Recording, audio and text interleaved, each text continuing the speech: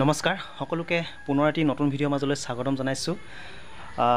মোৰ ফেচবুকত যিমানবিলাক বন্ধু বান্ধৱী আছে, মই আজি আপোনালোকক এটি প্ৰশ্ন সুধিব বিচাৰোঁ। প্ৰশ্নটি সোধাৰ আগত মই আপোনালোকৰ পৰা আগতীয়াকৈ ক্ষমা বিচাৰিছোঁ, যাতে প্ৰশ্নটি সোধাৰ পাছত মোক আপোনালোকে গালি নেপাৰে।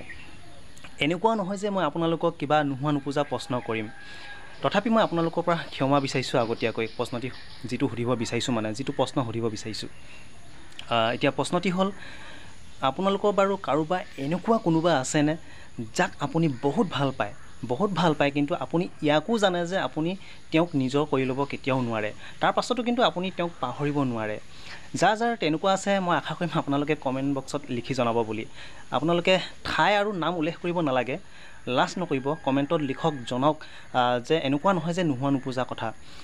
কেতিয়াবা কোনোবাই কাৰোবাক ভাল পাব পাৰে, ভাল পোৱাৰ পাছতো কিন্তু তেওঁক নিজৰ কৰি ল'ব নোৱাৰে, তেনেকুৱা বহুতো হৈ আছে। মই জানো যাৰ তেনেকুৱা হৈ আছে, বুকুত সদায় একুৰা ডাউকৈ জুই জ্বলি আছে। কাৰোবাক এই কথাখিনি ক'ব বিচাৰিলেও ক'বলৈ সুবিধা পোৱা নাই, সুযোগ পোৱা নাই। আজি আপোনালোকৰ আগত এনেকুৱা এটা প্ৰশ্ন আহি পৰিছে, সুযোগ পাইছে, সুবিধা পাইছে, গতিকে আপোনালোকৰ মনৰ কথাবিলাক লিখক, যাৰ হৈ আছে তেনেকুৱা। লাজ নকৰিব, আকৌ কৈছোঁ, অন্ততঃ মনটো আপোনালোকৰ পাতল লাগিব। এইখিনিয়ে কথা আছিল। কথাখিনি সোধাৰ কাৰণে বেয়া নাপাব, তথাপি আকৌ কওঁ, লিখক, অন্ততঃ মনটো পাতল লাগিব, যাৰ তেনেকুৱা হৈ আছে। ধন্যবাদ।